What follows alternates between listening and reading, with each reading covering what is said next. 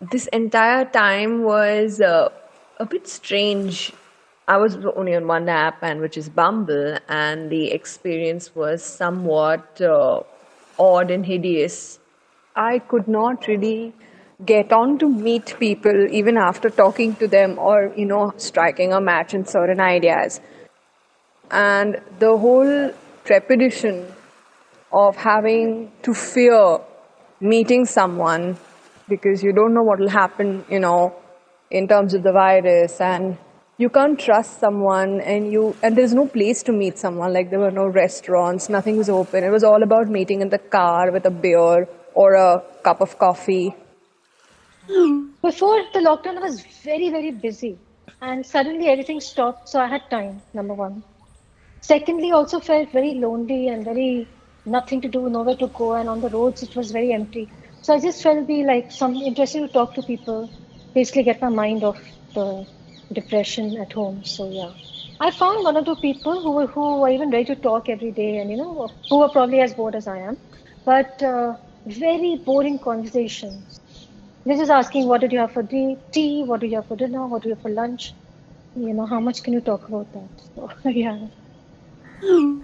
I was writing a couple of scripts for an ad for Bumble, so I needed content, and I thought, what is the best way but to just be on it? The pandemic had challenged everything so much, and especially the concept of intimacy and the concept of meeting new people. I kept myself anonymous on Bumble. We were in such a state of mind, being cooped up in our rooms, being alone. The concept of talking to strangers, which was so healing. And I never expected that that could be a thing or that could be a kick, more than meeting or more than quote unquote finding love or romance. For me, it was just being able to open up to someone who's completely a stranger. So you can just talk about anything and everything without the fear of being judged.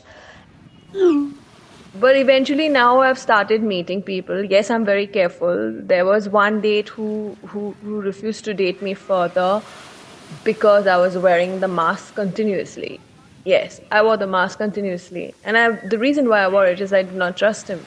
The man was so put off. He said that I don't want to have a date with you any further in like 10 minutes. Yes, this is my experience. I have been for like two dates. So yeah, I was wearing a mask, and the other person also was wearing a mask, which was takes away half your face. But then we had coffee, so we removed our mask, so I quickly had a peek, and I think the person looked better with the mask on. For the first time, I kind of sexted with someone, and it was damn fun because I never thought I could, and I did, and it was damn fun. Intimacy has definitely probably taken a hit. As I said, whenever there is an intimacy, I have observed it's something that has not been premeditated. Anyway, anyhow, suddenly. I think we're all sort of coming to terms with what apps have done for us and not done for us. You're having a chat with somebody, but they're also chatting with 10 other people, you know. So in their mind, they're not giving you the time and space that probably earlier one got. Trust issues have come up. So a lot of anxiety when you get into a new relationship. You don't know what you're really getting into. Though it is dangerous and you come across a lot of foolish people where you feel you regret having ever shared a number with them. But at the same time, you also meet such a wide variety of interesting people.